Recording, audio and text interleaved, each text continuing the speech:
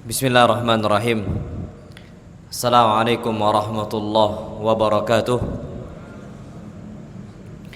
Alhamdulillah wassalatu wassalamu ala rasulillah.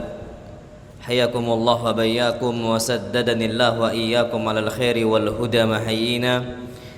Wa as'aluhu bimannihi wa karamih ay yaj'alani wa iyyakum min ahlil ilmi wal qur'ani tadabbura wa fikha. Innahu ala kulli syai'in qadir wa bil ijabati jadir. Alhamdulillah, ini insyaallah kaidah terakhir dalam bab tazkiyatun nufus atau 10 kaidah dalam membersihkan jiwa atau mengobati jiwa. Kaidah yang terakhir disebutkan oleh Syekh Abdul Razak di sini adalah ma'rifatun nafs, kenali jiwa kita. Setiap orang itu harus dia itu kenal dengan jiwanya. Dan bahkan kata beliau ini mau nggak mau harus untuk mengetahui hakikat jiwa manusia dan bagaimana sifat-sifat jiwa tersebut. Kenapa? Agar kita mudah untuk memperhatikannya, mudah untuk memantaunya. Kalau sakit, mudah untuk ngobatinnya. Karena ada beberapa penyakit jiwa, nggak usah jauh-jauh, penyakit raga. Kita ini sakit, kita nggak tahu sakit apa, maka mau nggak mau kita itu kita datang kepada orang yang kenal dengan sifat raga kita. Oh, sakitnya A, sakitnya B, sakitnya C, biar mudah untuk apa? Diobati, biar mudah untuk dibenahi gitu. Jiwa juga sama. Kalau orang nggak tahu sifat jiwa atau bagaimana kondisi jiwa, bagaimana dia mengobati kalau dia sakit? Karena dia aja nggak kenal dengan diri kita. Dan bahkan Masya Allah ya, ada beberapa hal itu gejala tipes gitu, gejala demam, berdarah dan sebagainya. Kita nggak tahu hakikatnya apa sampai betul-betul diambil sampel darahnya dan sebagainya. Oh, dokter yang ditentukan, oh obatnya A, B dan C. Orang awam itu nggak kenal raga. Mereka itu semua sama penyakitnya. Apa? Asam lambung. Semua pokoknya kapan sakit dibilang apa? Asam lambung gitu. Padahal mungkin nggak asam lambung dia. Harusnya mau nggak mau harus cek ke dokter, betul nggak dia asam lambung? Atau dia cuma hanya bawaan stres dan sebagainya. Tapi yang dia fokuskan ya lambung dia, karena dia cuma nebak-nebak saja gitu. Dan ini nggak bisa kita seperti itu. Sama dengan jiwa kita, mau nggak mau harus kita apa? Kenali. Dan Allah Subhanahu Wa Taala itu telah mensifati jiwa manusia di dalam Al-Quran Al-Karim itu dengan 3 sifat. Yang Allah sebutkan sifat manusia dalam Al-Quran itu ada berapa sifat? 3 sifatnya. Dan 3 sifat ini semua populer, kita tahu itu kondisinya. Dan ini kembali kepada setiap masing-masing manusia. Sifat yang pertama disebutkan adalah an-nafsul mutmainnah, jiwa yang tenang. Kita nggak bisa mengatakan oh jiwa anak sehat, padahal jiwa aslinya apa? Sakit. Jiwa yang tenang mutmainnah itu ada kriteria yang harus kita kerjakan. Ada beberapa sifat yang harus apa? Ada dalam jiwa kita. Yang pertama disebutkan oleh Syekh Abdul Razak di sini, allati itma'annat bil iman. Pertama yang dia itu tenang dengan keimanannya. Selama dia beriman kepada Allah, tidak ada masalah istilahnya ujian dari Allah, musibah dari Allah Azza wa Jalla, selama dia apa? Beriman. Pak, Bu, afwan, Masya Allah, nggak usah jauh-jauh. Ada beberapa orang-orang apa? Misionaris. Mereka akan terus bergerak di setiap musibah yang ada di negara kita. Mereka berangkat ke pelosok-pelosoknya. Mereka berangkat ke tempat-tempat yang diuji oleh Allah dengan musibah-musibah bencana alam.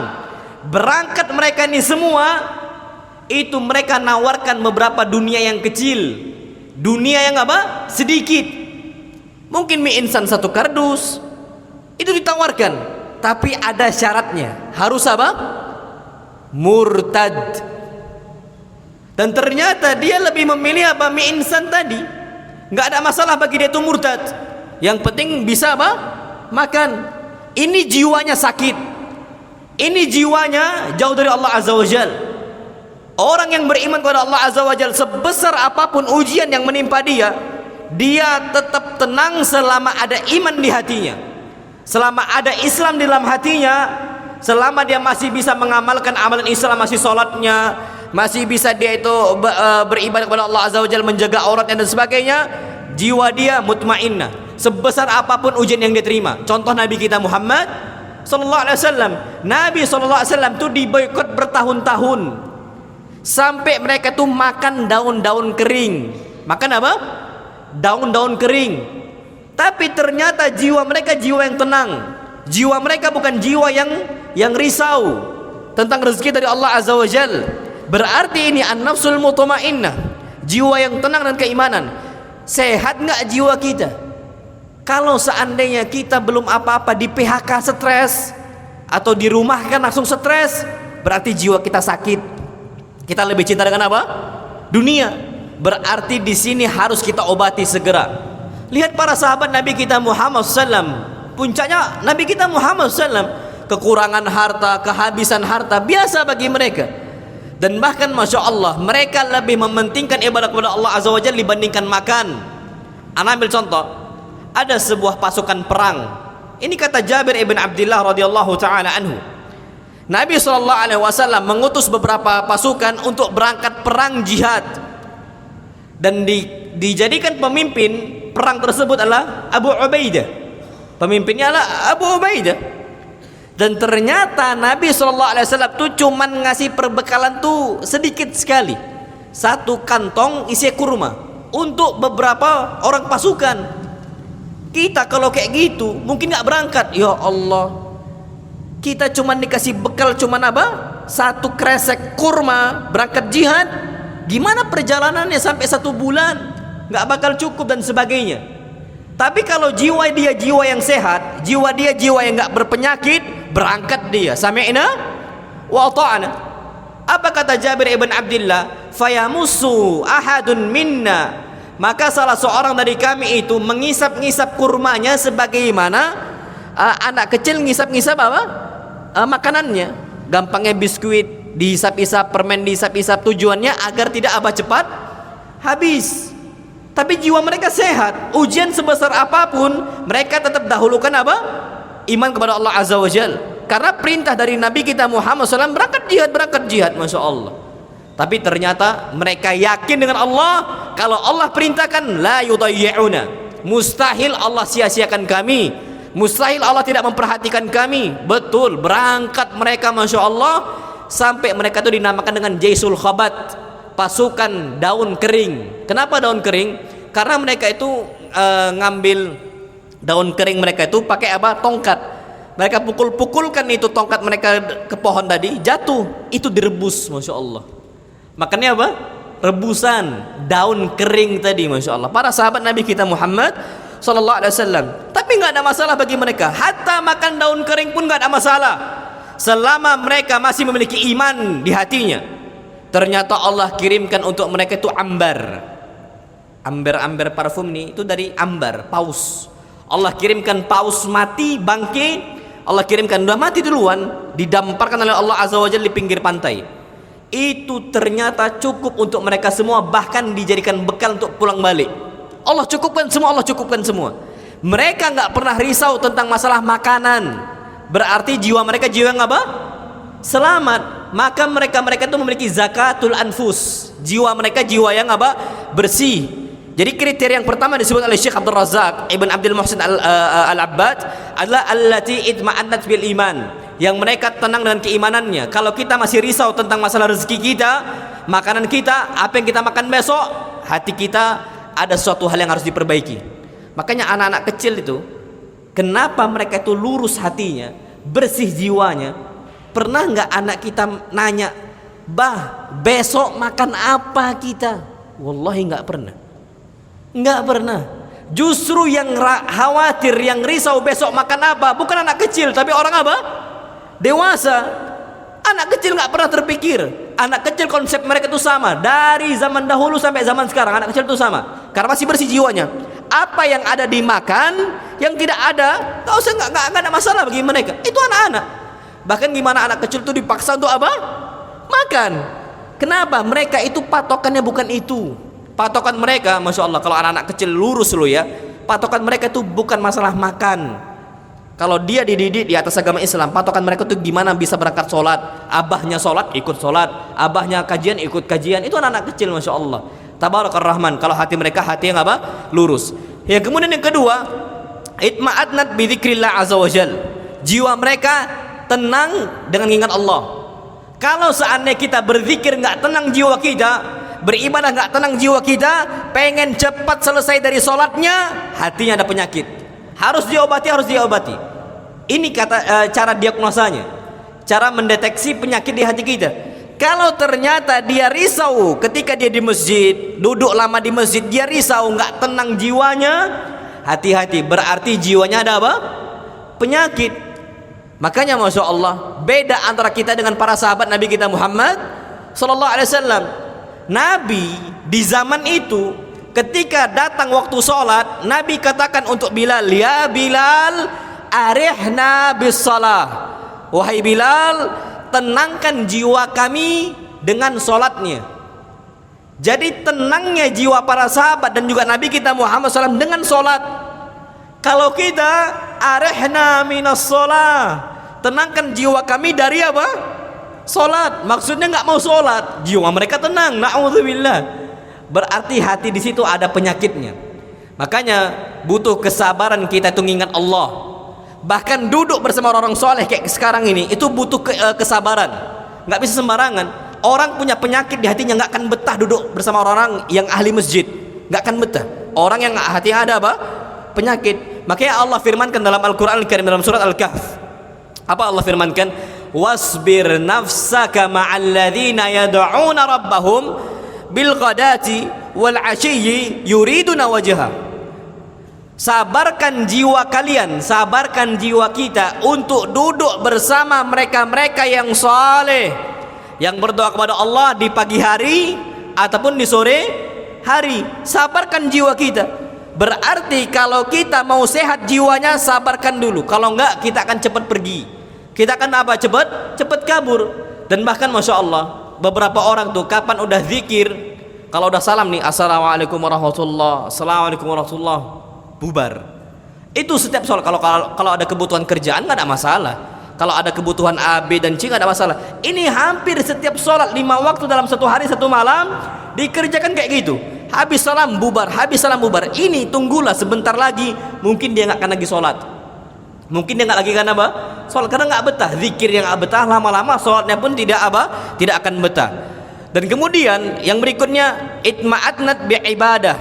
Dia itu tenang dengan apa? Beribadah kepada Allah Azza wa Jal. Orang-orang yang tenang dengan sedekahnya, walaupun kondisi dia masya Allah lagi butuh-butuhnya. Ini sebagaimana yang Allah firmankan, alladzina yunfikuna fis sarra wa dharra. Mereka-mereka ini adalah mereka yang selalu berinfak, tenang jiwanya dengan berinfak, tenang jiwanya dengan bersedekah. Fis sarra, baik lapang, wa dharra, baik kondisi apa? Sempit. Dia hobi ngasih, masya Allah. Tenang jiwa dia, padahal lagi kurang-kurangnya. Sebagaimana Nabi kita Muhammad sallallahu alaihi wasallam, dan bahkan para sahabat mengatakan Nabi kapan diminta a'ta, Nabi memberi. Nabi nggak pernah risau itu, tenang, padahal Nabi lagi kurang-kurangnya mungkin. Ini menunjukkan jiwa Nabi jiwa yang sehat. Beda dengan jiwa kita. Kapan lagi sedikit nggak mau apa? Berbagi. Berbagi itu yang Allah lihat bukan nominal banyak atau sedikitnya, tapi usahanya. Kalau lagi sedikit kita tetap sedekah, tapi walaupun nggak sebanyak yang ketika kita lapang, nggak ada masalah sama sekali. Itu yang perlu kita ketahui. Wallahu alam bissawab. Yang terakhir, wa husnul iqbal. Dia datang kepada Allah Azza wa Jal, beribadah kepada Allah Azza wa Jal dengan kondisi hayah yang paling baik. Salatnya dia tepat waktu, dia segerakan, pakai pakaian yang terbaik, pakai minyak wangi parfumnya, penampilan yang baik, husnul iqbal. Datang kepada Allah Azza wa Jal dengan peribadatan, persembahan yang dia sembahkan untuk Allah Azza wa Jal dengan cara yang terbaik.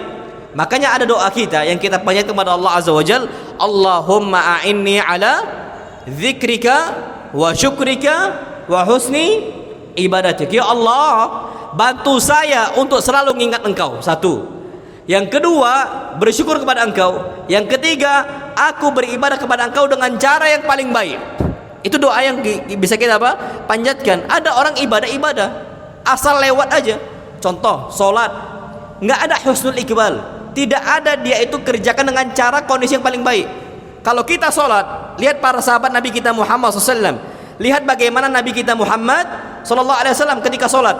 Beliau sholat Masya Allah. Disebutkan ketika ngangkat tangan, rafa'a yadayhi hadwa mankibaihi au hadwa udhunayhi. Beliau ngangkat tangan sejajar dengan apa? Pundaknya atau dengan apa? Telinganya.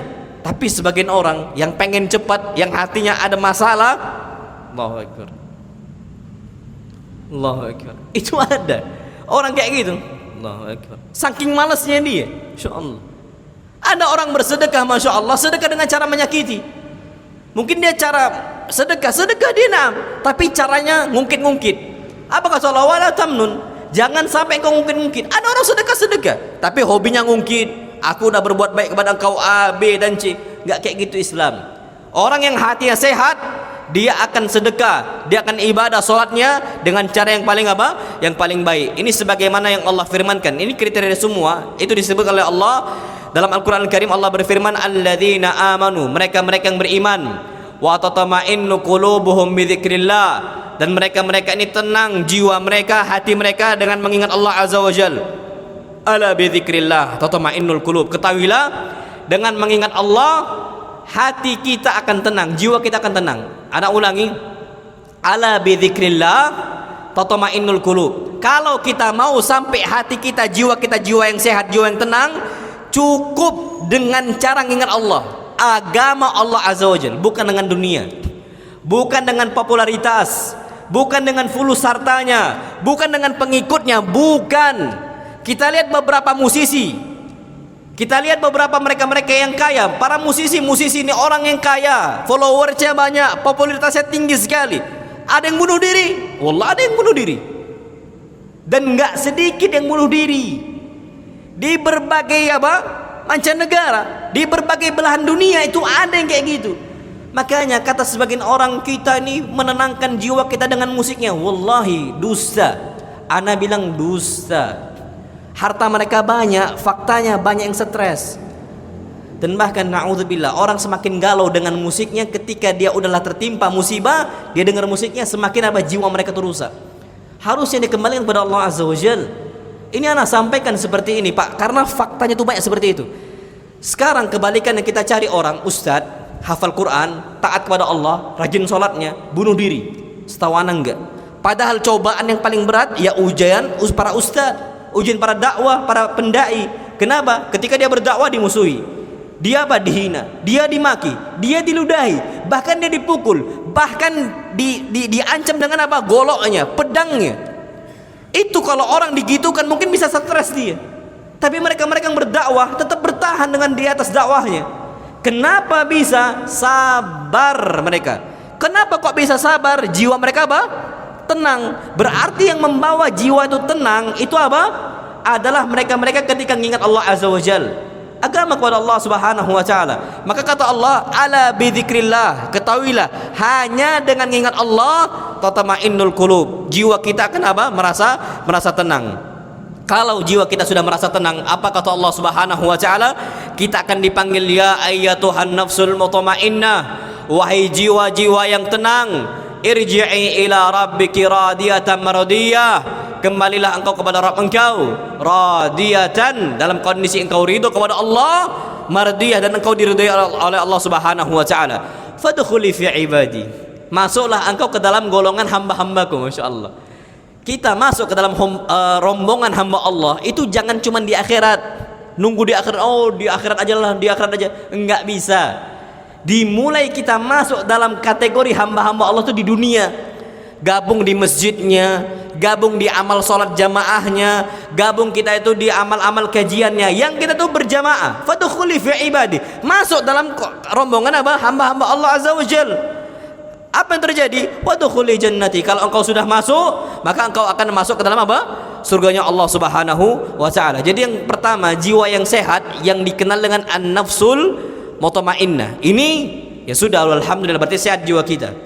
Tapi Masya Allah, ada jiwa yang kedua yang disebutkan oleh Allah Subhanahu wa taala, wala uqsibu bin nafsil lawwamah, jiwa yang selalu menyesal, jiwa yang selalu menyesali atas perbuatannya. Apa kriterianya? allati talumu sahibaha, jiwa yang selalu mencela pemiliknya. Pemilik raga ya kita, jiwanya akan mencela apa? Kita. Ala fi'lihil khata', ketika kita berbuat salah. Orang kapan berbuat salah dia masih merasa menyesal, itu masih apa? Bagus. Itu masih apa? Bagus. Berarti dia itu masih ada, masih hidup gitu loh, masih ada rohnya, masih hidup. Ada hati-hati itu seakan-akan gak ada nyawanya. Raga itu kayak gak ada nyawanya. Jadi hidup-hidup tapi kopong, kosong, gak ada apa, gak bisa ada yang diambil nilainya. Kualitas itu gak ada sama sekali. Itu ada orang hidup 24 jam ternyata gak produktif, dunia gak dapat, akhirat juga apa, gak digapai. Ini ada orang-orang kayak gitu. Wallahi ada yang hidupnya cuma main game aja, ngabisin waktu berjam-jam cuma untuk permainan. Wallah, untuk permainan. Sedangkan Allah udah ngingatkan, innamal hayatud dunya laib, lahun wa laib. Kehidupan dunia kita ini hanya laib, permainan. Walahu, lahu ini cuma hanya istilahnya sia-sia saja. Na'udzubillah, itu yang diikuti. Ada orang-orang kayak gitu. Tapi ketika dia berbuat salah, dia menyesal, itu masih ada apa? Masih hidup dia. Jiwanya masih apa? Masih hidup. Atau taksiruhu fil wajib, ketika dia itu berbuat atau meremehkan hal-hal yang wajib, dia menyesal. Contoh, Allah berfirman dalam Al-Quran Al-Karim, hal-hal yang wajib, fawailul lil musallin. Dia masih sholat, tapi dicela oleh Allah Azza wa Jalla. Apa kata Allah? Fawailul lil musallin, celakalah untuk mereka-mereka yang sholat. Kerjakan yang wajib, nam, tapi dicela oleh Allah, dihinakan oleh Allah Azza wa Jal. Siapa mereka? Alladzina hum an salatihim sahun. Mereka ini yang hobinya lupa, melalaikan sholat mereka. Na'udzubillah, suka nunda-nunda. Contoh asar sampai isfirar, sampai ihmirar, sampai matahari memerah menguning. Na'udzubillah. Apa kata Nabi? Tilka sholatul munafik, itu sholatnya orang-orang munafik. Ja'ala yarqubu syamsa, dia tunggu matahari sampai terbenam. Oh, matahari masih ada, oh matahari masih ada, nantilah. Ketika sudah mendekati maghrib, nakaraha arba'ah, dia patok 4 kali. Na'udzubillah. Ini jiwa yang sakit.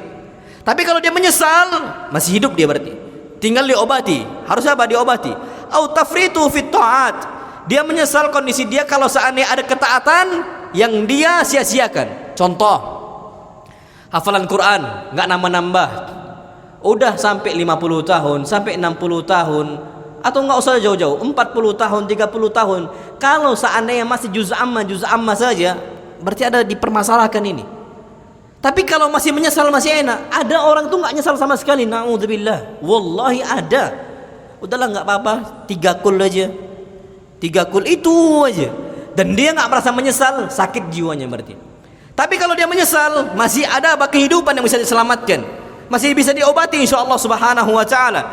Kita lihat bagaimana Ibn Mas'ud itu menyesal, nangis Ibn Mas'ud di waktu maghrib. Apa kata Ibn Mas'ud? Ma nadimtu ala syai'in nadami, aku nggak pernah menyesal seperti ini menyesal saya. Gharabat fihi syamsuhu, ketika matahari sudah mulai apa? Terbenam. Naqasa fihi ajali, ajal saya berkurang, umur saya berkurang. Walam yazad fihi amali, ternyata amal saya nggak bertambah, hafalan hadisnya nggak bertambah, hafal Qurannya nggak bertambah. Tapi kalau menyesal, berarti ada apa? Masih selamat dia, masih bisa diselamatkan. Oh, mulai hari ini saya berarti jangan sampai sia-siakan ketaatan kepada Allah Azza wa Jalla. Maka Bapak, Ibu-ibu, ana nasihatkan, jangan merasa nggak apa-apa gitu, nggak nambah hafal Quran. Jangan sampai kayak gitu.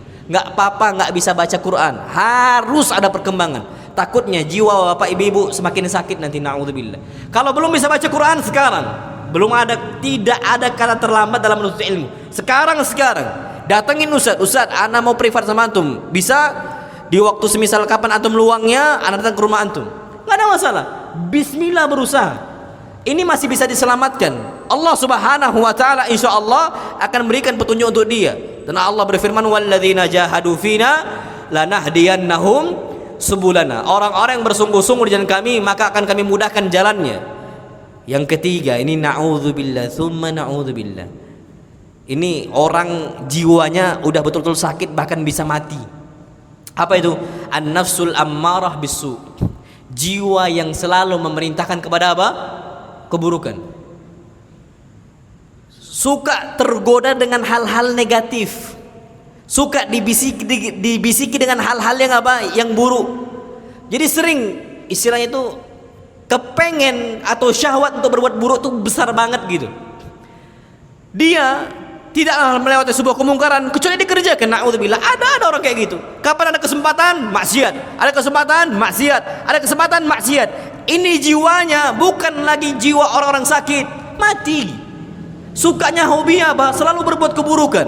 Diajak, bahkan orang mengajak pada kebaikan dicela sama dia. Na'udzubillah.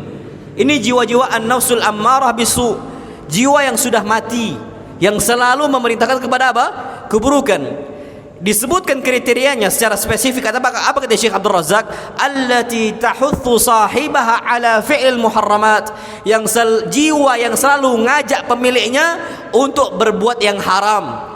Bahkan semua yang haram bisa dia kerjakan, na'udzubillah, dengan berbagai versinya. Judi dia kerjakan, zina dia kerjakan, memegang wanita yang bukan mahramnya dia kerjakan. Seakan-akan tidak ada satupun dosa kecuali dia kerjakan, kecuali dia coba, na'udzubillah. Itu semua na'udzubillah. Ninggalkan sholat apalagi, itu dia kerjakan semua. Ini adalah an-nafsul ammarah bisu. Kapan ada kesempatan, entah kenapa terbetik di hati dia maksiat lagi. Ada kesempatan maksiat lagi. Jadi setiap ada kesempatan maksiat aja. Ini al-ammarah bisu. Kalau udah sampai itu derajat hati kita, ittaqullah. Wallahi hati-hati. Itu berarti diagnosa udah jelas di mata kita. Berarti kalau kita hobinya suka terbetik di hati kita maksiat, berarti hatinya hati yang apa? Mati. Mudah-mudahan belum mati lah. Mudah-mudahan masih apa? Masih hidup, bisa diperbaiki. Tapi kalau sudah sampai akut, Abu Jahal nggak akan bisa balik, Abu Lahab nggak akan bisa balik. Hatinya sudah apa? Mati. Dan bahkan Allah cap dari awal sebelum kematian Abu Lahab. Apa kata Allah? Tabbat yada Abi Lahabiu wa tab. Celakalah Abu Lahab. Celakalah apa yang diperbuat oleh Abu Lahab. Tangannya itu celaka. Na'udzubillah. Allah sudah cap Abu Lahab apa? Orang yang apa? Celaka. Sampai mati nggak berubah. Hatinya mati. Nggak akan bisa kembali kepada siapa? Allah Subhanahu wa ta'ala. Jadi setiap ada perbuatan keharaman dia kerjakan. Wartikabil atham. Dan dia hobinya berbuat apa? Dosa-dosa. Wa tadfa'uhu ila wa taquduhu ila mawatinil munkarat. Bahkan entah kenapa kaki dia itu bisa dilangkahkan, dibawa melangkah oleh jiwanya ke tempat-tempat yang apa? Buruk. Mawatinil qaba'ih, tempat-tempat yang enggak layak, tempat-tempat yang keji, bisa terbawa dia. Entah kenapa kok pengennya ke sana. Ada orang-orang jiwa tuh kayak gitu, Pak, na'udzubillah. Walaupun cuman mungkin penasaran, atau mungkin pengen tahu, atau mungkin wallahi la'adzim ya ikhwah, kalau ada tanda-tanda kayak gitu, kita bisa diagnosa hati kita apa? Sakit. Masuk kategori yang ketiga. Kenapa? Karena wa taquduhu ila mawatinil munkarat. Kita tuh dibawa oleh jiwa kita ke tempat-tempat yang apa? Yang mungkar. Na'udzubillah, sekarang banyak sekali tempat-tempat kemungkaran. Yang itu bisa apa? Bisa didatangi. Sekarang pasarnya pun ada tempat-tempat kemungkaran, konsernya, bioskopnya. Na'udzubillah ya, setiap yang enggak layak bagi kita itu bisa terbawa jiwa kita. Setiap ada konser bayar mahal ngikut, bioskop bayar mahal ngikut. Entah kenapa apa yang di benak dia kok bisa semua dia nikmatin itu. Na'udzubillah. Ini apa? Masuk ke dalam kategori yang ketiga jiwa kita. Dan bahkan kalau nggak ngikut itu konser atau nggak ngikut itu semisal bioskop itu, dia merasa jiwanya apa? Nggak tenang gitu, pengen banget. Berarti ini masuk ke dalam jiwa yang ketiga.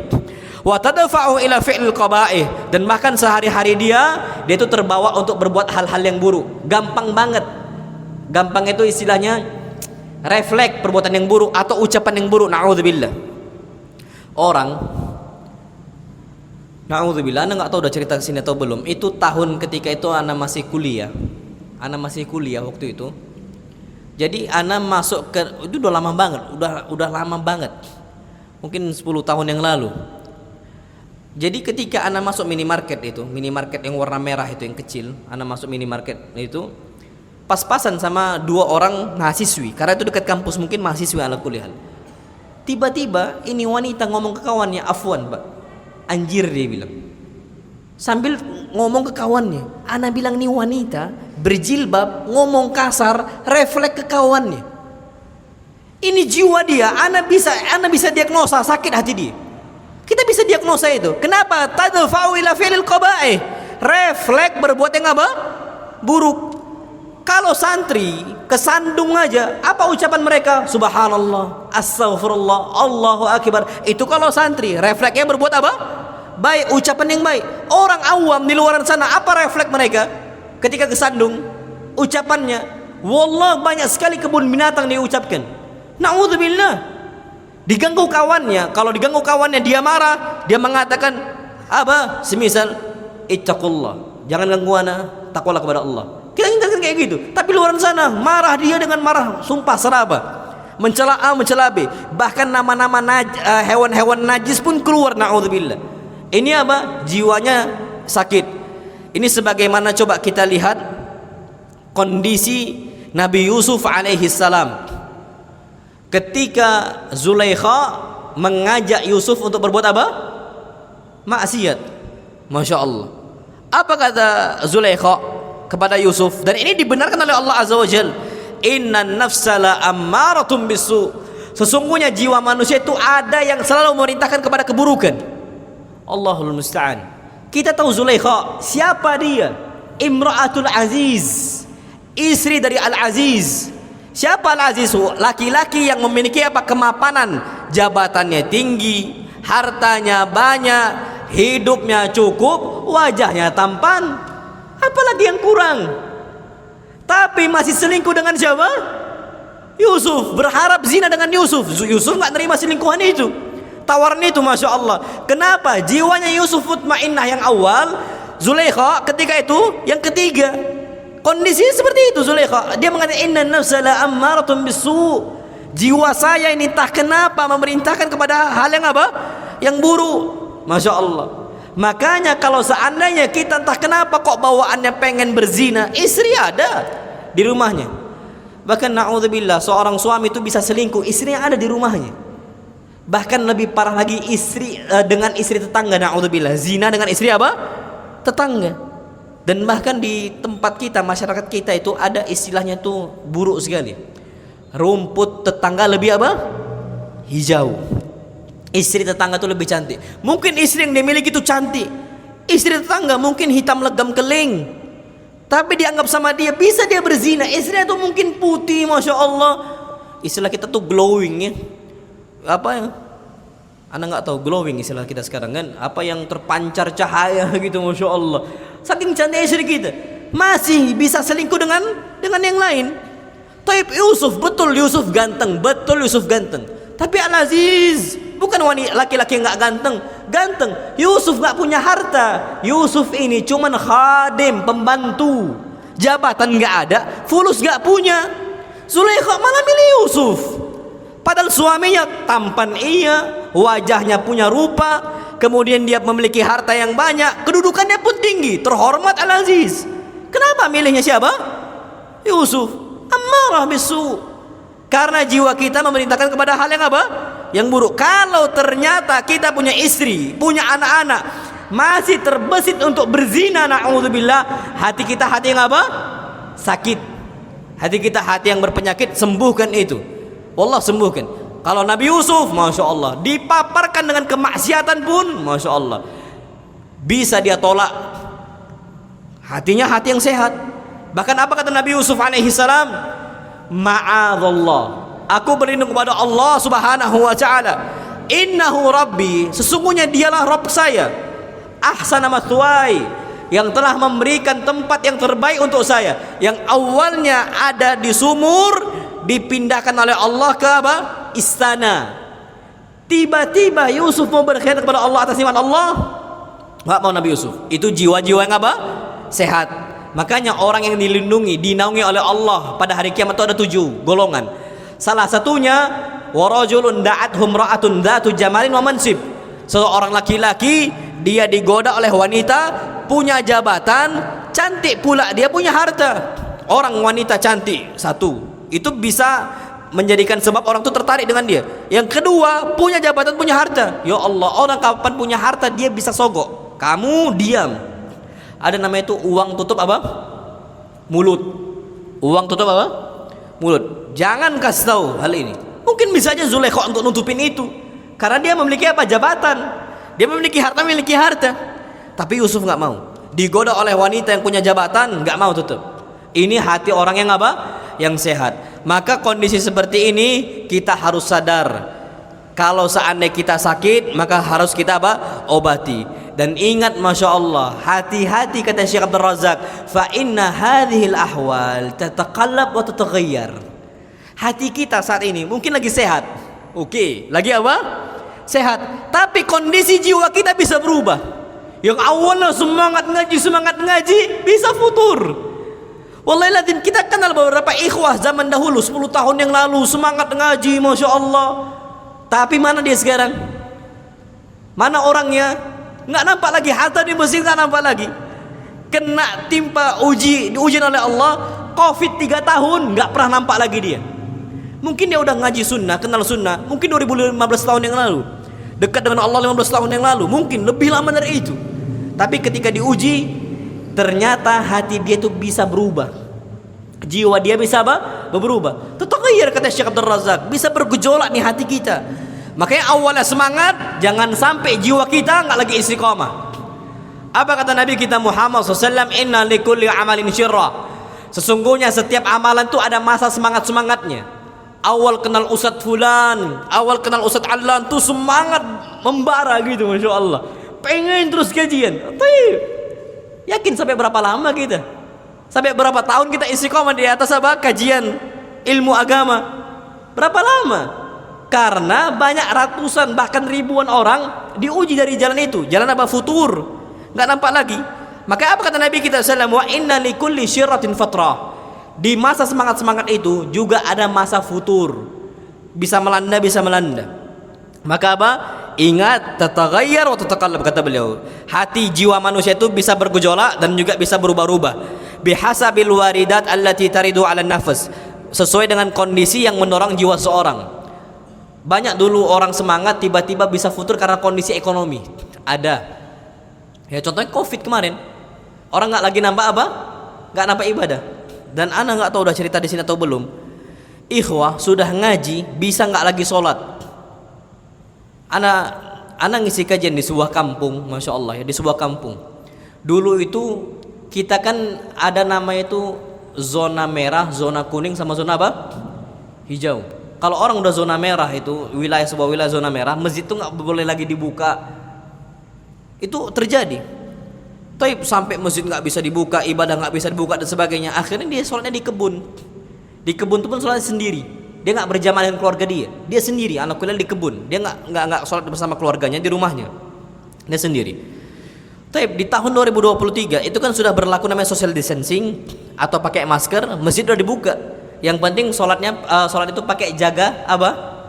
Jarak kan, social distancing berapa meter dulu? 1,5 meter atau 1 meter lupa. Sampai dibuat stiker itu kan. Tapi orang balik lagi ke masjid, dia nggak pernah lagi nampak. Sampai akhirnya dia diganggu oleh syaitan. Ana diminta untuk ngeruqyah. Ana datang untuk ngeruqyah. Tapi ana ruqyah dan sebagainya. Waktu itu ketika itu menjelang asar. Ana bilang, ana sadarkan nih bapak ini. Ana bilang, Pak, ana sadarkan dia, sadar nih. Asar, nanti habis asar kita lanjut lagi untuk ruqyah. Apa kata dia? Sekarang Ustaz? Ya sekarang. Tapi antum wudhu dulu, kami tunggu. Enggak wudhu. Pak, wudhu sekarang. Ana di sini aja sholat. Ana bilang, Pak, antum enggak ke masjid, ana enggak lagi lanjut ruqyah. Antum ke masjid, ana bantu insyaallah subhanahu wa ta'ala dengan izin Allah. Tapi wudhu lah dia. Apa kata ikhwah-ikhwah yang sholat? Ustaz, antum tahu Pak Fulan itu enggak pernah lagi sholat sama sekali. Bukan lagi jamaah, enggak pernah apa? Sholat sama sekali. Masya Allah. Baru tahu, kami kaget. Pak Fulan itu ke masjid itu kami kaget. Karena keluarganya sendiri, istri sendiri, anak sendiri ngomong nggak lagi sholat. Pak, nggak lagi ada yang tersisa di bapak itu kecuali apa? Satu yang anda lihat, jenggotnya masih ada. Jenggotnya masih apa? Masih ada jenggotnya. Cuman penampilan casing doang. Sholatnya udah nggak lagi nampak, ibadahnya nggak lagi nampak. Wajar diganggu oleh syaitan. Akhirnya anak ingatkan, dan anak nggak tahu lagi sekarang kondisi beliau itu gimana. Karena beliau itu di kampung, anak memang ngisi kajian, tapi nggak pernah lagi nampak di kajian. Anak nggak pernah lagi nampak. Qadarullah wa ma syaa fa'al. Itu yang terjadi, Pak. Kenapa? Bihasabil ahwal. Kondisi manusia yang mendorong itu. Bisa karena ekonomi, bisa karena covid, bisa karena apa yang akhirnya membuat jiwa manusia ini apa? Lemah dan bahkan apa? Mati. Dan bahkan ternyata waqad tajtami'u hadhihi sifat indal insan fi yaumin wahid. Dalam satu hari, dalam satu raga manusia, 3 sifat ini bisa kumpul dalam satu manusia. Hadis Nabi jelas, apalagi akhir zaman. Apa kata Nabi SAW? Badiru bil amal, segeralah kalian untuk beramal saleh, fitanan, sebelum datang banyak fitnah. Kaki ta'ilil muslim, seperti potongan apa? Malam. Ujian Allah ini datang bertubi-tubi. Ujian bencana alam, ujian datangnya syahwat, ujian datangnya syubhat dan sebagainya. Na'udzubillah, ini ujian bertubi-tubi. Apa kata Nabi SAW? Tetap beramal saleh. Fitnah di akhir zaman ini berat. Apa kata beliau? Yusbihur rajulu mu'mina wa yumsi kafira. Di pagi hari masih apa? Beriman. Sore hari udah mulai apa? Kufur. Na'udzubillah. Wa yumsi mu'mina wa yusbihu kafira. Di sore hari dia masih beriman, pagi hari udah apa? Kufur. Satu malam bisa hilang imannya, satu hari juga bisa apa? Hilang imannya. 3 sifat nih bisa berada di satu raga manusia di satu hari. Maka kita harus diagnosa terus ini. Makanya hadis Nabi kita sallam, jaddidu imanakum, perbaharui iman kalian, semangat untuk apa? Beribadah, beramal saleh. Dan disebutkan di sini para ulama, kata Syekh Abdul Razak, para ulama telah memberikan apa? Memberikan permisalan untuk jiwa kita yang menjelaskan kepada manusia agar manusia ini bisa faham, terkhusus untuk umat Islam, bisa ngerti jiwa kita ini masuk kategori yang keberapa, pengobatannya gimana, akhirnya itu bisa semangat dan sebagainya. Kita Pak, dari anak yang udah jelaskan, antum coba bayangkan, insya Allah antum bisa diagnosa. Dari anak yang 3 tadi anak paparkan, antum bisa diagnosa harusnya. Bisa, karena gini Pak, Allah berfirman, balil insanu ala nafsihi basirah. Seseorang manusia itu lebih ngerti tentang jiwanya. Ana nggak pernah mau amalah sama antum, ana nggak tahu kondisi antum, tapi antum harusnya lebih ngerti jiwa ana ini masuk yang keberapa saat ini. Bisa ketiga, bisa kedua, bisa yang apa? Pertama. Antum nilailah itu dari kondisi sifat-sifat kerja yang ana sifatkan. Tapi permisalan yang pertama tentang jiwa manusia disebutkan oleh Al-Imam Al-Ajurri rahimahullah dalam kitab beliau Adabun Nufus. Disebutkan dalam kitab Adabun Nufus, Al-Imam Al-Ajurri mengatakan, wa ana umathilu laka mithala, aku kasih contoh kepada kalian, kata beliau di sini, yang mana contoh ini kalau udah saya sampaikan insya Allah nggak lagi samar bagi kalian, insya Allah, kata beliau. I'lam, ketahuilah oleh kalian semua, annan nafsa, bahwa saya jiwa manusia permisalannya kamathalil muhr.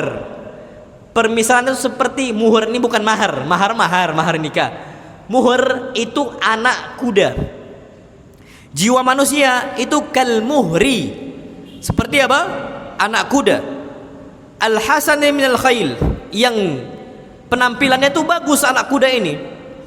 Tapi masya Allah, kalau seandainya kita lihat anak kuda itu ada yang warnanya bagus, bodinya mungkin bagus gitu, perawakannya bagus, masih kecil gitu kan, kita lihat langsung apa? A'jaba husnuhu, kita langsung merasa takjub dengan keindahannya, keelokannya, warna itu warna yang bagus dan sebagainya.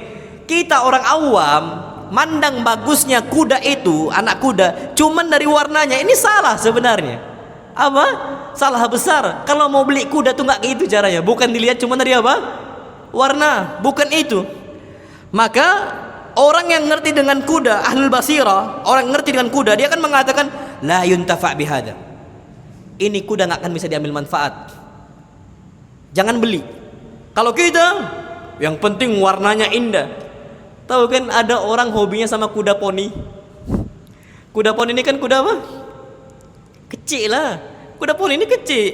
Kita mau nunggangin untuk perang pun nggak bisa untuk apa-apa. Kuda cuman hiasan doang.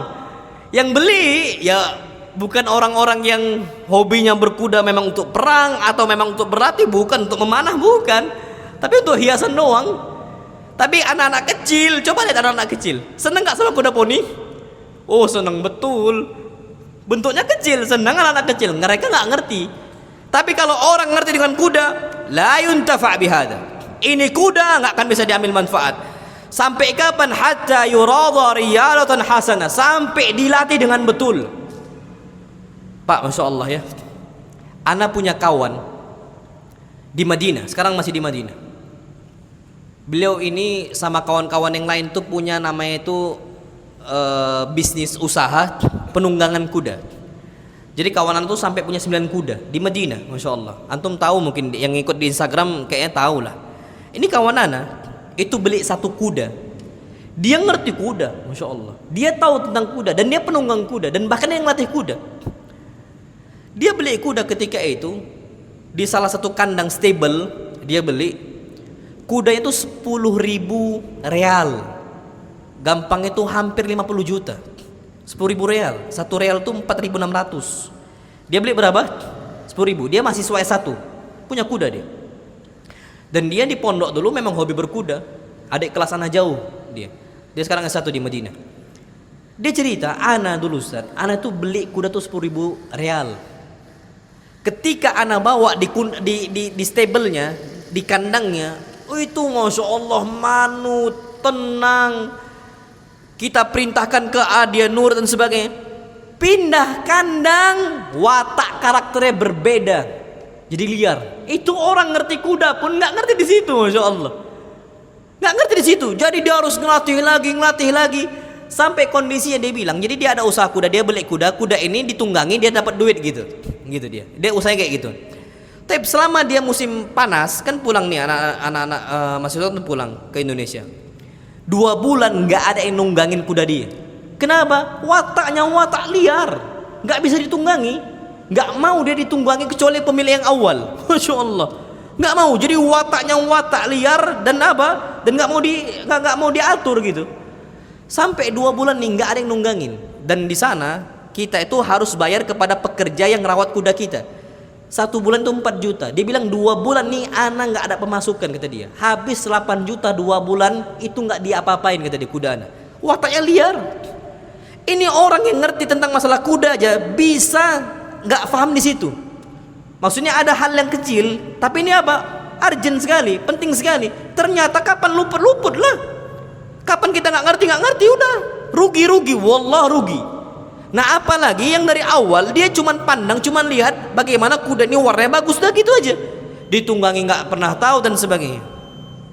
Adzan, kita lanjutkan dulu nanti ba'dal adzan. Insyaallah subhanahu wa taala kita selesaikan ini sampai kaidah yang ke-10. Wassallallahu ala nabiyina Muhammad subhanakallahumma bihamdika asyhadu an la ilaha illa anta astaghfiruka wa atubu ilaik. Assalamualaikum warahmatullahi wabarakatuh. Bismillahirrahmanirrahim. Assalamualaikum warahmatullahi wabarakatuh.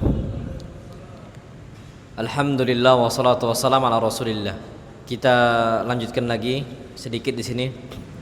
Jadi jiwanya manusia itu disebutkan oleh Al-Imam Al-Ajurri dalam kitab Adabun Nufus itu seperti kalmuhr, seperti anak kuda. Betul-betul seperti anak kuda. Dia mau nggak mau harus dilatih. Jadi jangan sampai tertipu dengan apa? Penampilannya. Sama kayak kita, itu jangan tertipu dengan kondisi kita ini sudah berpenampilan seperti penampilan sunnah gitu. Hakikatnya dalamnya itu banyak masih apa? Kekurangannya. Nggak usah jauh-jauh. Kita memiliki pasangan, itu nggak lihat casingnya doang. Yang kita lihat bagaimana akhlaknya. Contoh hadis Nabi kita Muhammad, beliau mengatakan idza atakum man tardawna dinahu wa khuluquhu fazawwijuhu. Kalau ada yang datang kepada kalian melamar putri-putri kalian, kalau seandainya kalian ridhoi 2 hal, akhlaknya, yang kedua agamanya. Jadi bukan cuma penampilannya doang, lihat karakternya, lihat jiwanya gimana, masya Allah. Kalau karakternya itu bagus, silahkan fazawwijuh, nikahkan dia dengan putri kita.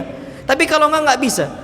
Nah ini orang-orang awam itu juga banyak tertipu dengan kuda. Yang dia lihat penampilan apa? Kudanya. Ini nggak akan bisa diambil manfaatnya. Kalau orang ngerti tentang masalah perkudaan, dia akan mengatakan la yuntafa bihada. Ini kuda nggak akan bisa diambil manfaatnya. Sampai kapan? Hatta yuradha riyadatan hasanah, sampai dilatih dengan pelatihan yang betul-betul bagus gitu. Dan masya Allah, yang kawanan tadi anda ceritakan, itu terpaksa dia jual kudanya ke stable, salah satu stable itu cuma 3.000 real. Ya Allah, setengahnya pun nggak nyampe. Dari 10.000 dijual cuma berapa? 3.000. Allah, inilah kondisi kalau seandainya kita ini ternyata ada watak kuda yang kita nggak ngerti. Dan bahkan Masya Allah, watak kuda itu bisa berubah ketika dia semisal melihat betina di pinggir jalan gitu ya. Kondisi dia melihat betina dan kita kondisinya nggak tahu cara penanggulangannya, bisa liar dia, bisa bisa liar sampai dia kawin kayak gitu. Itu kuda. Maka kita harus perhatikan dengan sebaik-baik mungkin. Tapi kalau seandainya dia udah dididik dengan cara yang baik, fahina hidzin yuntafa'u bihi, barulah bermanfaat ini. Sama kayak kita, kalau dilatih jiwa kita, dididik jiwa kita, baru bermanfaat untuk orang. Ucapannya bagus, dengan orang tua ya dia bagus, dengan tetangga ya dia bagus. Ini Masya Allah, ada ikhwah penampilannya ikhwah gitu, penampilannya udah ngaji, penampilan hutang pun tak dibayar-bayar, kita tagih pun susahnya Masya Allah, na'udzubillah. Penampilannya nampaknya ini orang udah ngaji, nampaknya orang udah ngerti ilmu, tapi masalah hutangnya Masya Allah susah banget untuk diminta bayar. Ini terjadi. Makanya kalau seandainya tidak dididik dengan cara yang terbaik, lam yuntafa bihusnihi, penampilan casing yang bagus gak akan bermanfaat, wala bibahai, keelokannya pun gak akan bermanfaat, wala yahmad raqibuhu awaqibahu indal hajati, dan bahkan penunggangnya atau pemiliknya tidak akan merasa puas dengan kuda tersebut. Sama kayak kita ini nggak akan pernah merasa kondisi tenang kalau seandainya jiwa kita jiwa yang rusak karakternya. Na'am, wallahu alam bisawab. Maka kalau seandainya kita pemilik kuda tadi, kita dengar nih ucapan yang ngerti tentang kuda, mau nggak mau kita akan berikan kepada pelatih untuk dilatih. Sama anak kita juga ngerti gitu. Kita nggak ngerti awam nih tentang agama, anak kita nih mungkin Masya Allah ya, kita pengen dididik dengan cara yang baik, pasti kita pilih pondok yang ngerti tentang agama. Dikasih kepada ustadz yang ngerti agama, ustadz yang faham tentang memiliki istilah kredibilitas ilmu dan sebagainya, ada kapasitasnya di situ dan sebagainya. Kita akan berikan kepada yang lebih ngerti. Na'am, wallahu alam bissawab. Tapi ingat juga, beliau katakan nih, tsumma la yasluh, juga perlu diperhatikan, tidak akan berhasil kondisinya kalau pelatihnya tidak berilmu. Kalau mau berhasil, mau nggak mau illa an yakuna alima, mau nggak mau dia harus pelatih orang berilmu. Maksudnya kita juga sama, jiwa kita nih, kita mau latih, kita harus berilmu, kita harus ilmuin dulu. Ustadz ngerti kondisi kita nih, hati rusak, ustadz yang nasihatin ditolak nasihatnya. Dan bahkan seburuk-buruk manusia, kata Nabi kita Muhammad SAW, yang dikatakan untuknya ittaqillah, bertakwalah kepada Allah, takutlah engkau kepada Allah, dia mengatakan uruslah diri engkau sendiri. Gitu. Masya Allah. Jadi akhirnya jiwa kita pun akan nolak itu, karena kita merasa sehat-sehat aja kok jiwa kita, padahal aslinya sakit. Dan kemudian yang melatih pun harus wa yakunu ma'ahu sabr, dia harus memiliki kesabaran. Kita harus sabar, ustadz juga harus sabar dalam mendidik jiwa manusia ini, mau nggak mau harus sabar. Lihatlah Nabi Nuh alaihi salam, sabar berapa tahun? 950 tahun. Ternyata pengikutnya cuma samanuna insanan, cuma 80 orang. Masya Allah, 80 orang 950 tahun. Ini mau nggak mau dituntut untuk bersabar. Fa in kana ma'ahu birriyadati wa nasahu intafa'a bihi sahibuhu. Tapi kalau kita ini adalah orang yang sabar, kita tulus untuk membenahi jiwa kita, insya Allah kita selaku pemilik jiwa akan mengambil manfaat dari jiwa kita. Itu disebutkan oleh beliau. Tapi kalau seandainya kita nggak punya ilmu, nggak ngerti cara memperbaiki jiwa kita, dan nggak bisa mendiagnosa, maka afsada hadal muhr. Ini seakan-akan kita merusak anak kuda tadi. Ya, kita merusak jiwa kita, wa at'aba nafsah, dan kita mencapek-capekkan diri kita sendiri. Makanya Pak, ada beberapa lembaga pendidikan mungkin ya, dia nggak memperhatikan SDM atau kredibilitas ustadznya gitu, pengajarnya. Harusnya kan ada istilahnya, ada kriteria yang diterima, hafal Quran, hafal hadis, bahasa Arab juga bisa. Ini semua diambil sama dia, semua diterima. Mungkin saking sedikitnya atau saking nggak punya ustadz, ini ujung-ujungnya akan rusak kalau berdakwah tanpa ada ilmu. Disebutkan oleh para ulama, ma'afsad akthar mimma yuslih. Yang dia rusak lebih banyak dibandingkan yang dia perbaiki. Wallah sahih. Sama kita nih, kalau saatnya kita berniat untuk memperbaiki diri kita, jiwa kita, tapi nggak ada ilmunya, yang kita rusak jauh lebih besar dibandingkan yang kita apa? Yang kita perbaiki. Ana ambil contoh. Orang ingin semangat ibadah, dia ingin perbaiki jiwa dia. Tapi diforsir, tapi berlebihan gitu.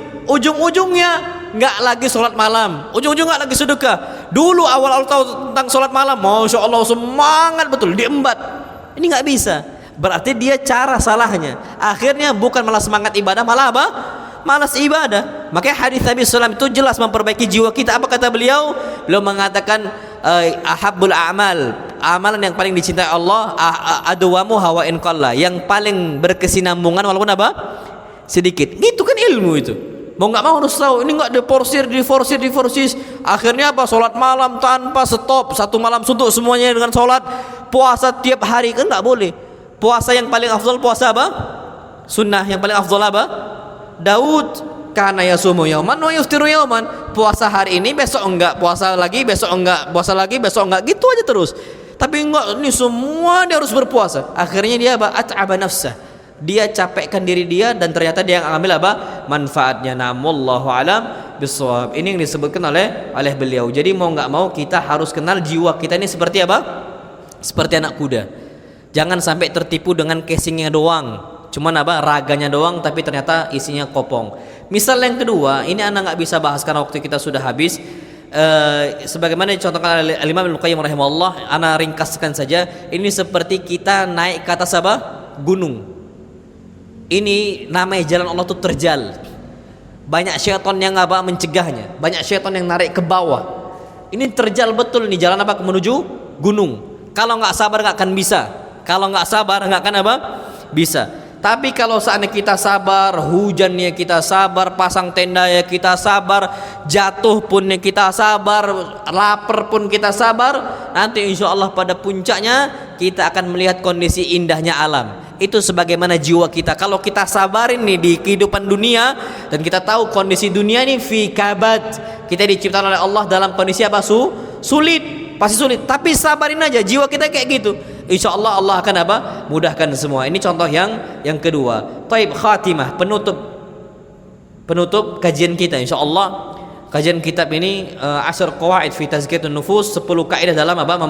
Mensucikan jiwa. Penutupnya kata beliau, setelah jelas semua 10 kaidah yang sudah kita bahas, yang membantu seseorang hamba untuk membersihkan jiwanya, ngobatin jiwanya, maka kata beliau penting bagi kita semua untuk muhasabah. Untuk apa? Menghitung jiwa kita. Kita hitung nih, amalan kita ini lebih banyak maksiatnya atau lebih banyak taatnya, lebih berat timbangan amal solehnya atau amal tolehnya. Itu penting. Selama jiwa kita fi daril muhlah, masih dalam negeri apa? Penangguhan. Kita ini dalam negeri penangguhan, masih ditangguhkan oleh Allah. Ajal itu belum datang. Dan dalam masih apa? Darul amal, dalam negeri untuk beramal. Nanti kebalikannya alam akhirat, dar jaza, negerinya apa? Pembalasan. Amal lagi nggak akan bisa. Masya Allah. Sebelum kita semua tegak di hadapan Allah Subhanahu Wa Taala, rugilah orang, menyesallah orang ketika udah jumpa dengan Allah Subhanahu Wa Taala, ternyata dia tidak memperbaiki jiwa dia. Sedangkan kalau orang jiwa yang nggak bagus, nggak selamat hatinya, dia akan binasa. Ini sebagaimana Allah firmankan, yauma la yanfa'u malun wala banun illa man atallaha biqalbin salim. Kalau kita nggak perbaiki jiwa kita, binasa sudah. Habis kondisinya. Apa kata beliau? Waqad kana salafus salih yudzakkiruna an-nas. Para ulama salaf kita zaman dahulu, mereka selalu mengingatkan manusia, memberikan wasiat untuk manusia, pentingnya muhasabah diri kita. Beliau mulai dengan al-khulafa al-arba'ah, khalifah yang 4. Beliau pertama mulai dengan nasihatnya Abu Bakar As-Siddiq. Beliau katakan, i'lamu ibadallah, ketahuilah oleh engkau wahai hamba-hamba Allah Azza wa Jal, annakum taghduna wa taruhun, kalian ini berangkat dari rumah kalian di pagi hari, pulang ke rumah kalian di sore hari, fi ajalin, dalam kondisi menunggu ajal kalian. Wa qad ghaiba ankum ilmuhu, yang mana ilmunya kapan datang disembunyikan oleh Allah dari kalian. Kalian nggak akan tahu. Tapi wa illa aslinya kita ini divonis. Udah divonis apa? Mati kita nih. Udah divonis mati. Kalau kita divonis dokter saja, kita bakal meninggal, kita takut.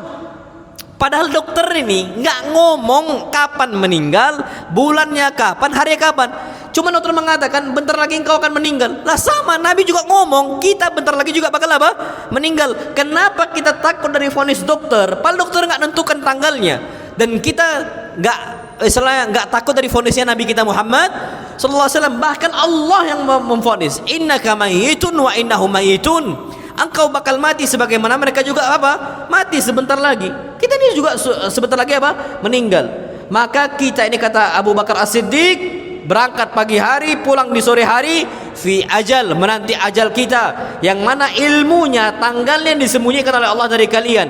Fa in istata'tum an tanqadiyal ajalu wa antum fi amalin lillah faf'alu. Kalau kalian bisa ajal kalian datang dalam kondisi kalian beribadah kepada Allah, kerjakan. Banyak sekarang CCTV masjid itu, masya Allah. Allah firmankan khitamuhu misk, akhirnya apa? Indah penutup hidupnya. Masya Allah, ternyata dia meninggal dalam kondisi sujud, meninggal dalam kondisi sholat, meninggal dalam kondisi membaca Al-Quran, bahkan meninggal dalam kondisi khutbah. Ini semua terekam jelas nyata, masya Allah. Ternyata kalau bisa kita kerjakan, walan tastati'u dzalika illa billah. Kalian nggak akan bisa husnul khatimah, akhirnya akhir yang indah, kecuali dengan pertolongan siapa? Allah. Fasta'in billah, maka mintalah pertolongan kepada siapa? Allah. Wallah mustahil kita khitam kita misik indah kecuali pertolongan Allah azza wajalla. Maka minta Allahumma a'inni ala dzikrika wa syukrika wa husni ibadatik fasabiqu fi muhli ajalikum. Maka berlomba-lombalah kalian dalam menghabiskan ajal kalian. Sebelum ajal kalian datang, ternyata kalian dikembalikan oleh Allah kepada amal yang buruk yang kalian kerjakan. Na'udzubillah. Kita nggak pernah tahu, bisa jadi akhirnya su'ul khatimah, na'udzubillah. Fa inna aqwaman ja'alu ajalahum li ghairihim wa nasaw anfusahum. Karena banyak kaum mereka itu bekerja bukan untuk diri mereka sendiri. Mereka kerja untuk selain mereka, untuk dunia, untuk anak-anaknya, untuk istrinya. Akhirnya lari dari akhirat. Silahkan bekerja untuk anak kita, untuk istri kita, tanpa melalaikan akhirat kita. Silahkan. Ini kata Abu Bakar As-Siddiq. Tapi faktanya banyak kita bekerja, habis waktu kita, tujuannya bukan untuk akhirat kita. Na'udzubillah. Bukan dalam bentuk apa? Ibadah. Fa anhaakum an takunu amsalakum. Aku larang kalian, kata Abu Bakar Siddiq, untuk menjadi seperti mereka. Falwaha alwaha, kata beliau. Alwaha alwaha. Segeralah beramal, segeralah beramal. Makanya Abu Bakar ini orang yang nggak pernah dikalahkan oleh sahabat yang lain. Umar pun nggak bisa ngalahkan apa? Abu Bakar. Utsman nggak bisa ngalahkan Abu Bakar. Ali bin Abi Thalib nggak bisa ngalahkan siapa?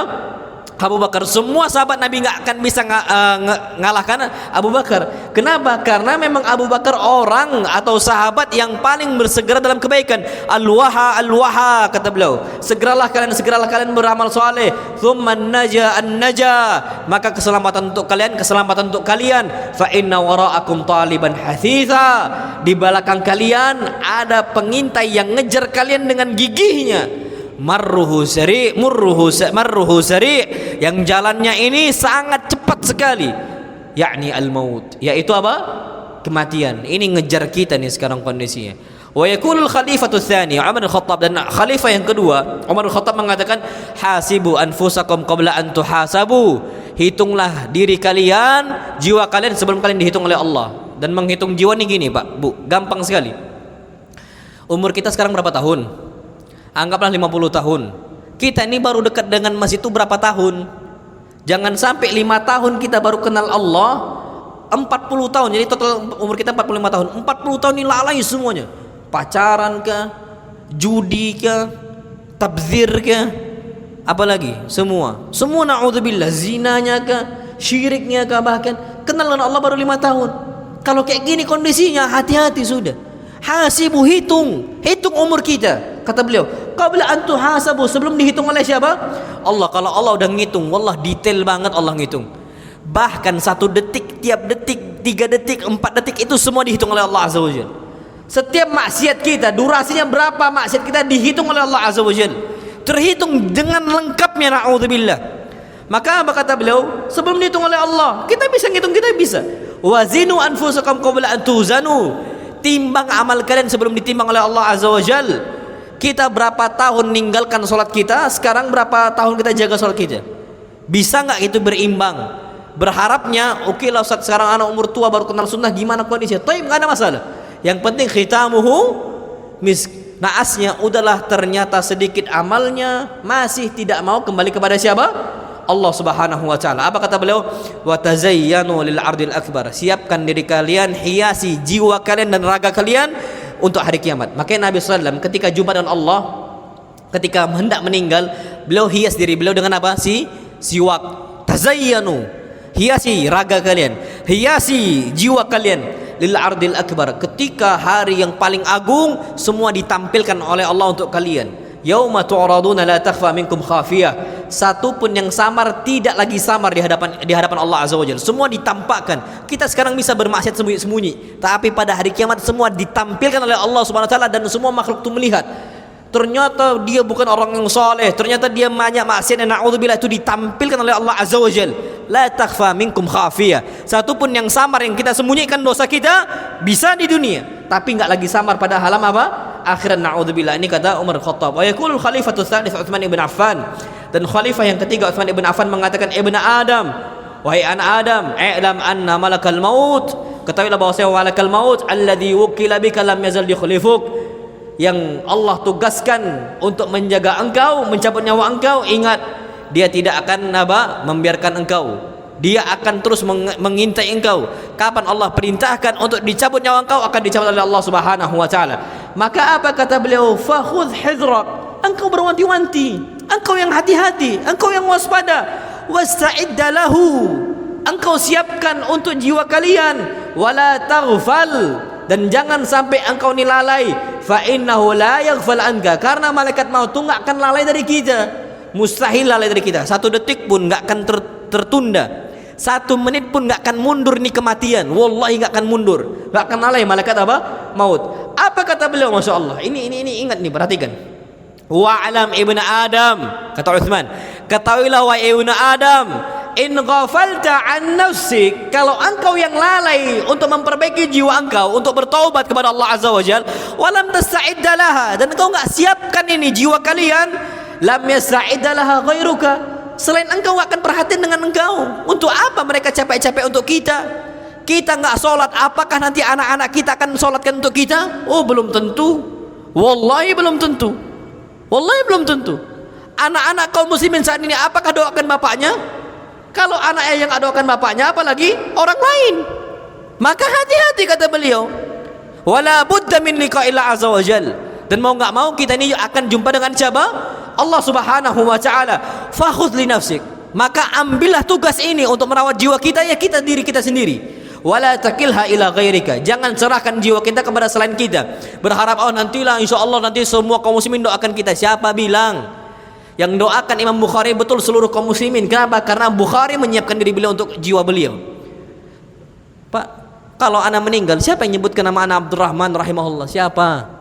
Nggak ada yang kenal anak. Wallahi, apalagi Pak, kita semua nggak ada yang kenal kita. Kalau Bukhari, Muslim, Abu Dawud, An-Nasai, mereka ini orang-orang para salafus saleh yang telah menyiapkan jiwa mereka, wajar Allah tinggikan.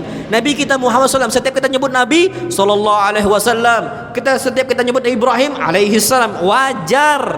Kita, siapa yang kenal kita? Siapa yang mengucapkan rahimahullah untuk kita? Wallahil adzim, apalagi kelang bertahun-tahun lamanya. Maka apa? Jangan serahkan taubatnya kita kepada orang lain, karena orang lain itu nggak akan doakan kita. Siapa tahu kita ini kondisi nggak dikenal oleh manusia. Na'udzubillah tsumma na'udzubillah. Wa yakunul khalifatur rabi', khalifah yang keempat mengatakan, Ali bin Abi Thalib mengatakan, ya ayyuhan nas, perhatikan Pak, wahai manusia, inna akhwafa ma akhafu alaikum tulul amal, yang paling aku takutkan menimpa kalian satu penyakit. Apa itu? Tulul amal, terlalu panjang angan-angan, banyak harapan, pengen bangun rumah, bangun masjid nggak pernah, pengen beli kendaraan, kendaraannya menuju Allah nggak pernah. dia beli, Masya Allah. Ini terlalu banyak angan-angan, ibadahnya habis untuk bangun A, bangun B, nggak pernah haji, nggak pernah umrah, angan-angan semuanya, na'udzubillah, semua angan-angan, wallahi angan-angan. Ini terjadi tulul amal.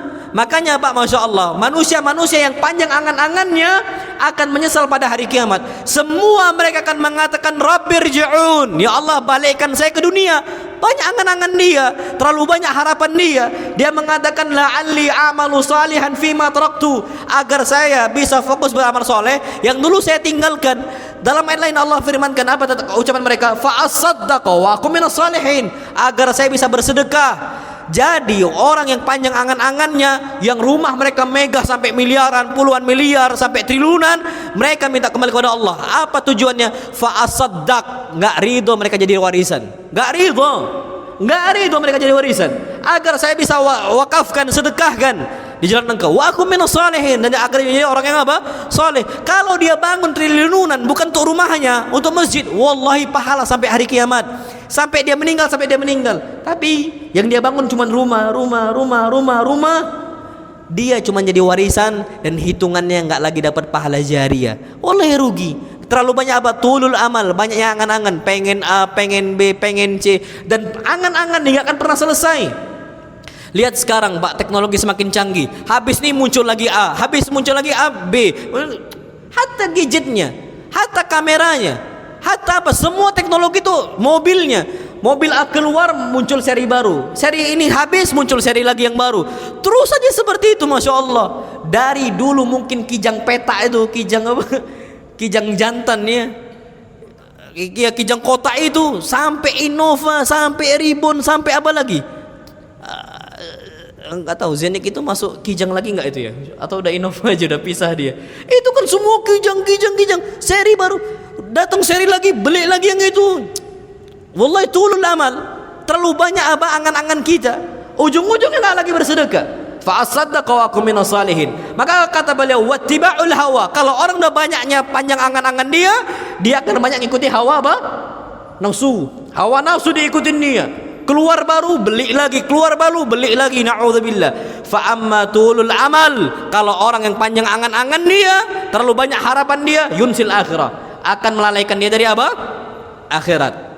Enggak ibadah haji, enggak ibadah umrah, enggak mau zakat, enggak mau A, B dan C dan sebagainya, na'udzubillah. Fa amma ittiba'ul hawa fayudillu 'anil haq, kata beliau. Adapun orang-orang yang ikuti hawa nafsu, maka akan menyesatkan mereka dari apa? Kebenaran. Maka apa kata beliau? Innad dunya qad wallat mudbiratan. Ketahuilah bahwasanya dunia ini itu telah meninggalkan kita ke belakang. Wal akhirah muqbilah, dan akhirat itu di hadapan kita akan mendatangi kita. Wa likulli wahidatin minhuma banun. Akhirat dan juga dunia memiliki pengikutnya. Fakunu min abna'il akhirah, maka jadilah kita pengikutnya apa? Akhirat, dan jangan jadi pengikut apa? Dunia. Al-yaum amalun wala hisab. Hari ini kita tempatnya beramal dan tidak ada hisab dari Allah Azza wa Jalla. Belum dihisab oleh Allah Azza wa Jalla. Tapi wa ghadan, besok hisabun wala amal. Kita hanya dihisab dan tidak ada beramal, enggak lagi bisa beramal. Wallahu alam bisawab. Berikutnya Al-Hasan Al-Basri mengatakan al-mu'min qawwamun ala nafsi. Seorang mukmin dia itu pemimpin untuk jiwanya.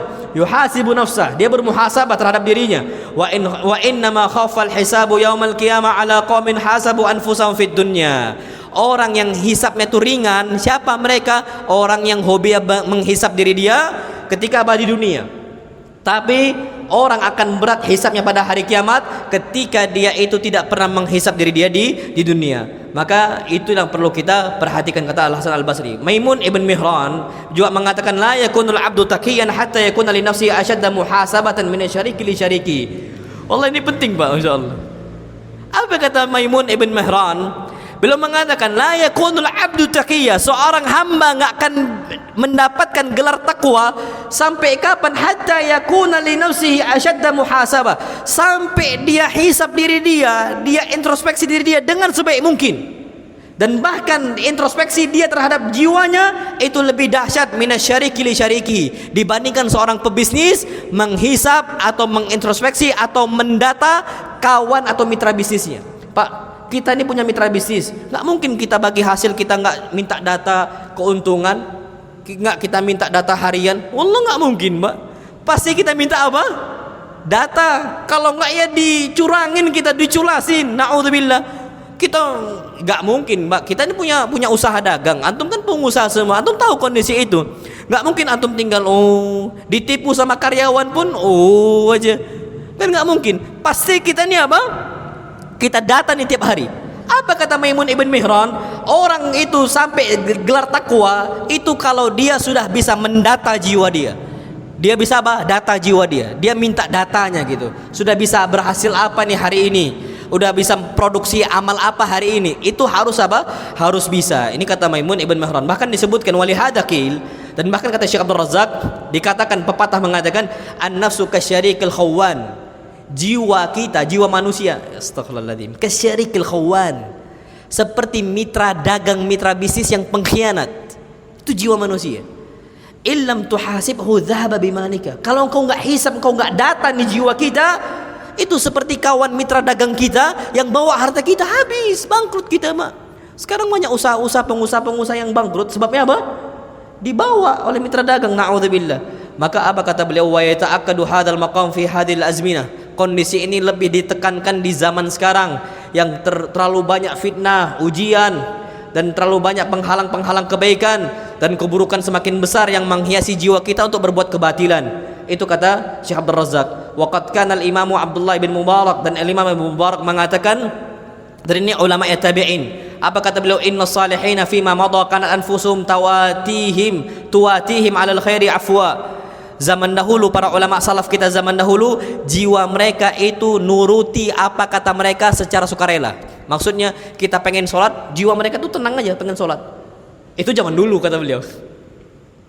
Ini kalau ulama yang mana dia adalah seorang tabi'in, Abdullah bin Mubarak ngomong kayak gini, dan zaman kita sekarang, wa inna anfusana, jiwa kita di saat ini zamannya tabi'in, apa kata beliau? La takadu tuwatina illa ala kurhin, tidaklah mematuhi kita kecuali dipaksa oleh kita. Pak, ini zaman tabi'in, solat harus dipaksa solat, sedekah harus dipaksa sedekah. Zaman sahabat enggak, mereka sedekah dengan gampangnya, mereka zakat dengan gampangnya. Zamannya tabi'in, ini kata beliau, wa inna anfusana, jiwa kami, jiwa kita enggak kayak gitu. Pak, apalagi zaman kita sekarang. Zaman kita sekarang zaman modernnya pasti dipaksa. Fayambaghi alana an nukrihaha, maka selayaknya bagi kita, sepatutnya bagi kita untuk kita paksakan di kondisi saat ini. Ini kata beliau. Beliau tutup kajiannya atau kitabnya dengan berdoa, nas'alullah ta'ala bi asma'ihil husna. Beliau meminta kepada Allah azza wajalla dengan nama-nama Allah yang indah, wa sifatihil ulya, dan sifat-sifat Allah yang agung, an yusliha lana dinana alladhi huwa ismatu amrina, agar Allah Subhanahu wa taala memperbaiki agama kita yang mana kita ini berpegang teguh urusannya dengan agama kita. Wa an yusliha lana dunyana allati fiha ma'ashuna, dan agar Allah memperbaiki dunia kita yang mana kita hidup di dunia ini, dan agar Allah memperbaiki akhirat kita yang mana akhirat itu adalah tempat kembali kita, dan agar Allah Subhanahu wa taala menjadikan kehidupan kita ditambahkan kebaikan demi kebaikan, dan semoga Allah jadikan kematian rahatan lana, sebagai tempat peristirahatan untuk kita, min kulli syarrin, dari segala apa? Keburukan. Beliau tambahin lagi doanya, Allahumma ati nufusana taqwaha, ya Allah berikanlah jiwa-jiwa kami dengan ketakwaan-ketakwaannya, wa zakkiha, dan sucikanlah jiwa-jiwa kami ya Allah, anta khairu man zakkaha, engkau adalah zat sebaik-baik yang mensucikan jiwa kami, anta waliyuha wa maulaha, engkau pemilik jiwa kami dan engkau lah tuannya ya Allah, maka perbaikilah hati kami. Wa sallallahu ala nabiyina Muhammadin wa ala alihi wa sahbihi wa sallam. Dan sampai sini selesailah kajian kita Ashar Qawaid fi Tazkiyatun Nufus, 10 kaidah dalam mensucikan apa? Jiwa. Taib. Ini enggak usah lagi kita jawab soalnya udah setengah 9, 20. Insyaallah nanti tutup sampai sini. Kurang lebihnya ana mohon maaf, yang benar datang dari Allah Azza wa Jal, yang salah datang dari ana pribadi dan syaitan, dan ana berlindung dari kesalahan tersebut. Mudah-mudahan Allah jadikan hati kita hati yang bertakwa kepada Allah, dan jiwa kita yang jiwa betul-betul tunduk patuh kepada Allah Subhanahu wa taala. Subhanakallahumma bihamdika asyhadu an la ilaha illa anta astaghfiruka wa atubu ilaik. Assalamualaikum warahmatullahi wabarakatuh.